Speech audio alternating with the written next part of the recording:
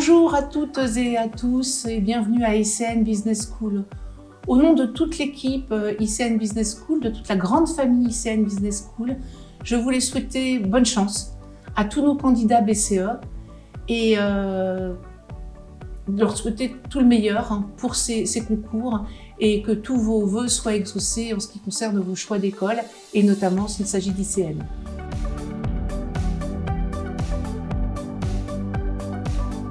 La question des priorités d'ICN dans les 3, 4, 5 prochaines années revêt toute son importance aujourd'hui puisqu'on est en fin de notre plan stratégique. Et donc le prochain plan stratégique d'ICN est un plan quadriennal 2022-2026. Et donc ce plan stratégique doit venir en continuité de ce qui a été fait jusqu'à présent. Alors, plusieurs objectifs parmi les principaux. Premier objectif, développer quantitativement et qualitativement l'école. Quantitativement, que ce soit en formation continue ou en formation initiale, en apprentissage ou que ce soit en formation plus standard. Donc sur les campus de Paris, de Berlin et évidemment de Nancy.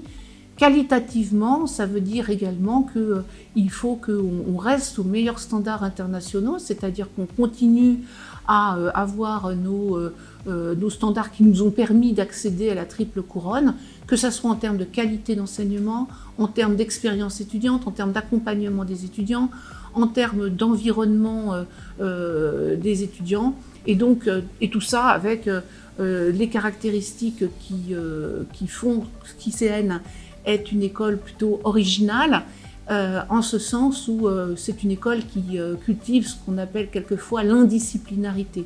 Alors, je m'explique, c'est aussi également donc, un axe de prolongation pour les prochaines années, c'est de continuer à travailler avec notre philosophie qui a commencé avec l'Alliance Artem et qu'on appelle maintenant la philosophie art, technologie et management, qui est une pédagogie qui règne sur nos 3 campus, encore une fois, que ce soit Paris, Berlin et évidemment Nancy, avec ici à Nancy donc notre magnifique station A qui est déclinée sur chacun des campus d'ICN.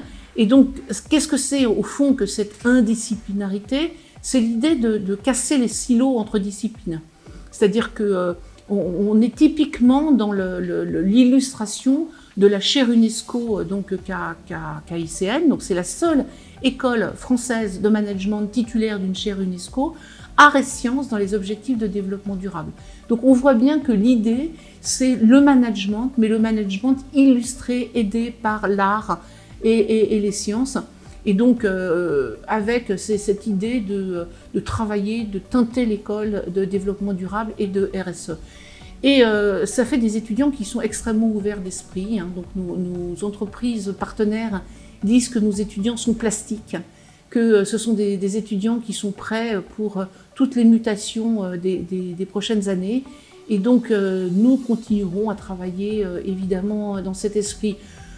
Autre axe évidemment de développement, on a parlé de la formation continue et de l'apprentissage. Il est vrai qu'ICN doit s'installer durablement sur l'ensemble de ces campus, au moins français dans un premier temps, comme étant une école où l'apprentissage est un apprentissage très développé.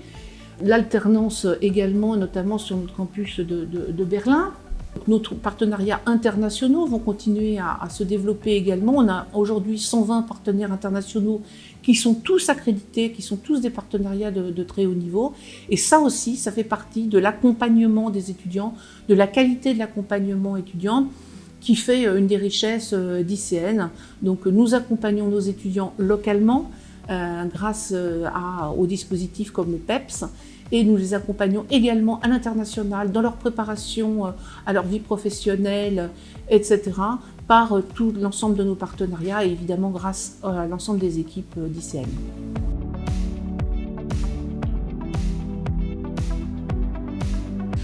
En tant qu'école triple accréditée, ICN attend des étudiants qui soient des étudiants engagés. La triple accréditation, c'est quoi? C'est un gage de qualité qui nous a été reconnu par non seulement les accréditations nationales, puisqu'on a le visa pour le grade de master pour la durée maximum de 5 ans, mais également des labels internationaux en bas, SISB et QUIS. Ce sont des gages de qualité reconnus internationalement par les meilleures agences d'accréditation spécialisées dans l'enseignement supérieur. Qualité de l'enseignement, qualité de l'encadrement de nos partenaires, que ce soit des partenariats entreprises ou de nos partenaires académiques internationaux. Donc, pour que nos étudiants profitent pleinement de cet environnement tout à fait exceptionnel proposé par ICN, il faut qu'ils soient engagés et qu'ils soient pleinement conscients du fait que cette qualité, c'est à leur service. Donc, qu'attendre d'autre sur nos étudiants? Et quand nous disons des étudiants engagés, bien évidemment, il faut que ce soit des étudiants engagés pour devenir des managers responsables. C'est aussi comme ça qu'on sélectionne nos étudiants à ICN. ICN, c'est une pédagogie qui s'appelle Art, Technologie et Management, qui assure une ouverture d'esprit et une ouverture sur le monde. Nous attendons des étudiants qui soient comme ils sont, qu'ils viennent tout à fait naturellement, qui doivent être eux-mêmes. Nous ne recrutons pas de singes savants à ICN, mais nous recrutons des futurs managers engagés au service de la RSE et au service du développement durable. Si j'avais un conseil à vous donner pour vos oraux, c'est d'être comme vous êtes. C'est-à-dire, soyez naturel, soyez qui vous êtes, montrez-nous que vous n'êtes pas des singes savants, mais que vous êtes de futurs managers responsables, de futurs managers conscients de l'avenir, de futurs managers conscients de l'environnement dans lequel vous êtes, et tout se passera extrêmement bien.